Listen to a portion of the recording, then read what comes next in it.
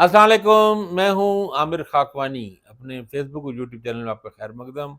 Centre Anwarul हक काकड़ साहब निगरान वज़ीर-ए-आज़म बन गए हैं। सदर ने उस पे साइन भी कर दिए हैं और कल ये उम्मीद है कि हल्फ भी उठा लेंगे। तो पाकिस्तान के 8वें निगरान वज़ीर-ए-आज़म सेनेटर अनवारुल हक काकड़। अनवार काकड़ साहब का ताल्लुक बलूचिस्तान से है। बलूचिस्तान का मशहूर काकड़ कबीला है, वहाँ से उनका ताल्लुक है। ग़ालिबन आबाई घर उनका किला सैफुल्लाह में है शायद। लेकिन कोयटा से इलेक्शन लड़ा था इन्होंने 2008 में कौमी असम्बली का।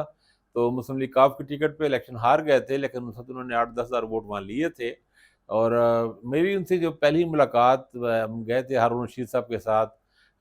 हम 2011 में गए थे कोयटा। मुझे याद है उस वक़्त बलूचिस्तान में बहुत हालात ख़राब हो चुके थे, बिगाड़ था और वहीं पर अनवार काकड़ साहब से मुलाकात हुई। उस वक़्त सियासत में ये अभी ज़्यादा मारूफ़ नहीं थे, बहुत लोग नहीं जानते थे इनको, लेकिन मुझे उनका उनका स्टाइल बड़ा अच्छा लगा। बड़े प्रो पाकिस्तान, एक नेशनलिस्ट पूरा इनका प्रॉपर प्रो फेडरेशन इनका एक स्टांस था।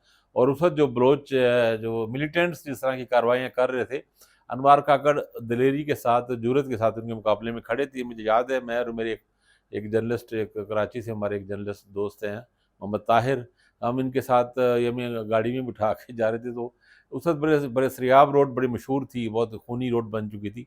तो एक बड़ी दहशत की अलामत बन चुकी थी।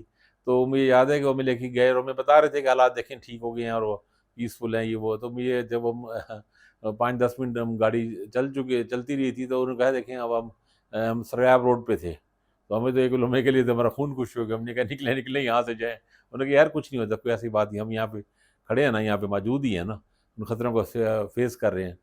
तो मुझे याद है इन्होंने दिखाया मुझे अपना उनका कमरा दिखाया, किताबों से भरा हुआ, अंग्रेज़ी किताबें, अंग्रेज़ी नावल और इनका बहुत अच्छा अच्छी बात जो सबसे मुझे लगी और मुझे खुशी हुई है कि निगरान वज़ीर-ए-आज़म के तौर पे एक ऐसा शख़्स आया है जो किताबों से बहुत मोहब्बत करता है, किताब दोस्त है। तो फ़िक्शन का, हिस्ट्री का, किताबों का उनका अच्छा गहरा मुतालिया था, म्यूज़िक का बड़ा अच्छा टेस्ट उनका और लिटरेरी आदमी थे ये इस लिहाज़ से। तो ये उनका उस वक़्त का मेरा तासुर अच्छा खुशगवार तासुर था। बाद में इनसे बात भी होती रही बलूचिस्तान के हवाले से। इनका मुस्बत था, इकॉनमी की अच्छी समझ थी इनको।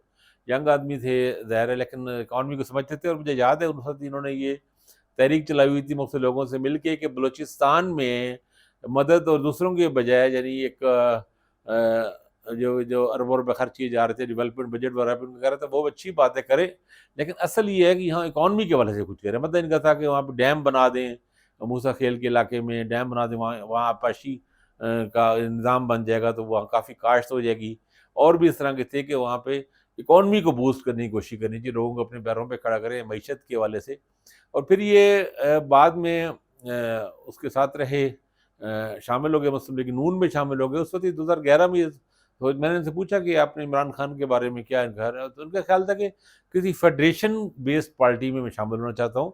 बलूचिस्तान के मसाइल हकूक़ के लिए, वफ़ाक के लिए काम जो तो वफ़ाकी जमातें 2 बड़ी समझी जा रही थी उस वक़्त, पीएमएल-एन का भी और तहरीक-ए-इंसाफ का भी।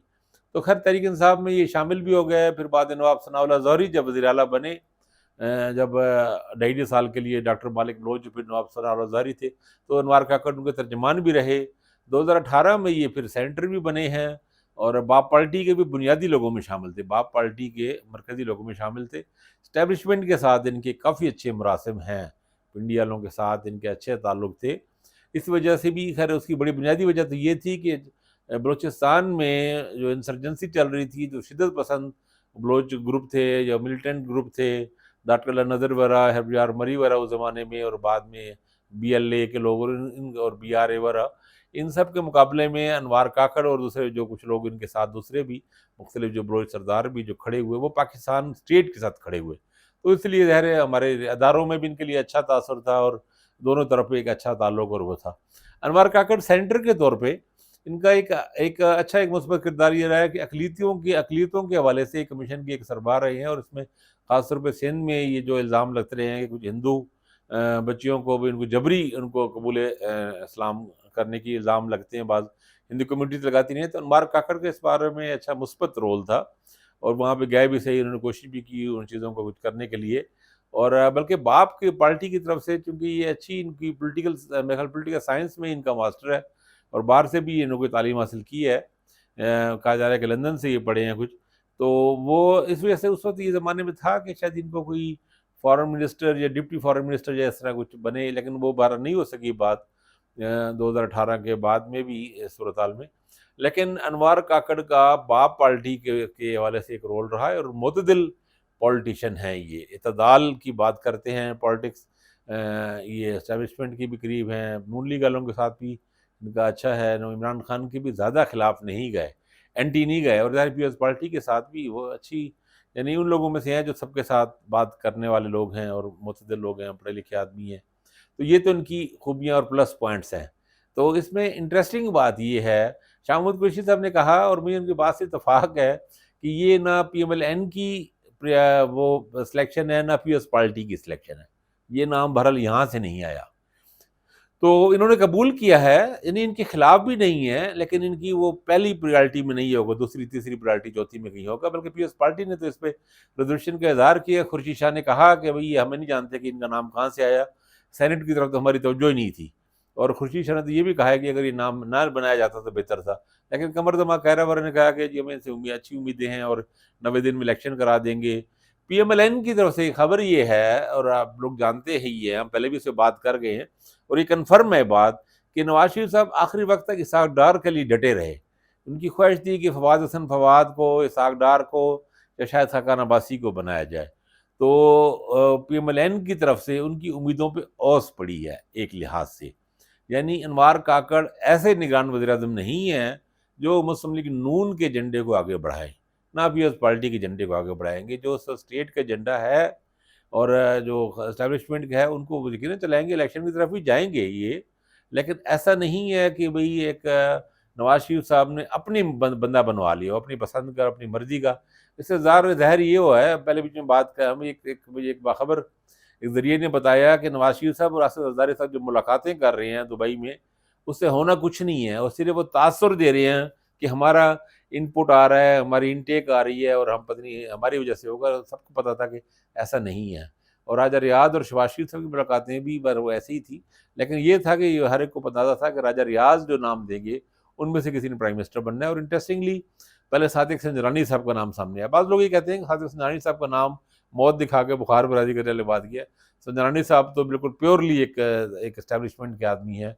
तो वो उनके नाम आने के बाद अनवर काकड़ के हवाले से ये इंटरेस्टिंग बात है, ये कहा जा रहा था अभी कुछ अर्सा पहले तक कि जाम कमाल और अनवार सेंटर, अनवार काकड़ और कुछ और लोग ये शहबाज शरीफ से मिले भी हैं और ये पीएमएलएन में शामिल हो जाएंगे। लेकिन वो उस वक्त के लिए इंतजार किया जा रहा था, उस वक्त का जब ये नवाज शरीफ वापस आएंगे तो उनको एक इम्पैक्ट बनाने के लिए केपी से कुछ लोग शामिल होंगे और बलूचिस्तान के 8-10 ये अरकान असम्बली साबिक और सेंटर्स वगैरह शामिल होंगे उसमें। तो इसलिए अनवार काकड़ साहब का इस लिहाज से तो नून लीग के लिए भी ज़्यादा ये है कि ऐसा बंदा जो इनके आगे आगे पॉलिटिक्स मुमकिन के साथ होके चले, तो वो उस वाले से होगा। लेकिन अनवार काकड़ साहब से अच्छी उम्मीदें हैं और मुझे तो ये भी खुशी है कि वो एक साहिब इल्म आदमी है, किताबों का बहुत इनको सेंटर के तौर पे ये कहा जाता है कि वो के सेंटर्स को अक्सर सेंटर्स को बुक्स वगैरह प्रेज़ेंट किया करते थे, तोहफ़े में दिया करते थे। तो प्राइम मिनिस्टर हाउस में चलो कम से कम कोई ऐसा प्राइम मिनिस्टर तो आया कि जो किताबें पढ़ने का शायक है, जिसे किताबें पढ़ने से दिलचस्पी है और बलूचिस्तान के आदमी हैं, इकॉनमी के आदमी हैं। मतलब इस सेंस में इकॉनमी से नहीं, लेकिन इकॉनमी की समझ है इनको अच्छी और उस रेकुटिक वगैरह के साथ माइंस वगैरह इन प्रोजेक्ट्स में शामिल हुई हैं। और आपने खबर सुनी होगी कि आपके इसमें अगर हुआ तो अलग से भी बिलॉग करूँगा कि रेकुटिक में पाकिस्तानी शेयर जो है सऊदी ले रहे हैं, और अगर ऐसा कोई बात हुई तो ऐसा प्राइम मिनिस्टर जो जिसका ताल्लुक बलूचिस्तान से हो, जो अच्छी तरीके से स्ट्रांगली और बोल्डली बात कर सकता हो, वो ज़्यादा उसमें बेहतर होगा और मेरा ख्याल है इससे बलूचिस्तान को भी फ़ायदा होगा और लोगों को फ़ायदा होगा। असल काम जो अनवार काकड़ साहब को करना चाहिए, वो 3 महीने में इलेक्शन करा देने चाहिए। टाइम पर इलेक्शन हो जाएँ, तो इनकी बड़ी कामयाबी होगी और तारीख़ में अच्छे लफ्ज़ों से इनका नाम याद रहेगा। तो अभी मज़ीद भी जो चीज़ें होंगी, उससे बात करते रहेंगे। अपना ख़्याल रखिएगा। अल्लाह हाफ़िज़।